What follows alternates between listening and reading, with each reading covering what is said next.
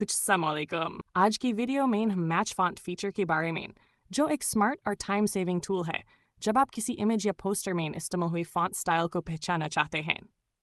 कभी ऐसा होता है कि आप किसी डिज़ाइन में कोई यूनिक फॉन्ट देखते हैं और सोचने लगते हैं कि ये फॉन्ट कौन सा है। बस वही काम मैच फॉन्ट करता है। इस फीचर को यूज़ करने के लिए 1. सबसे पहले इमेज या टेक्स्ट का वो एरिया सेलेक्ट करें जहां फॉन्ट नज़र आ रहा हो, preferably horizontally aligned clear text. 2. फिर टॉप मेन्यू से टाइप मैच फॉन्ट पर क्लिक करें। 3. फोटोशॉप एनालाइज करेगा और आपको लिस्ट देगा सिमिलर फॉन्ट्स की। आपके सिस्टम में इंस्टॉल्ड फॉन्ट्स के साथ साथ अडोबी फॉन्ट्स के ऑप्शंस भी। 4.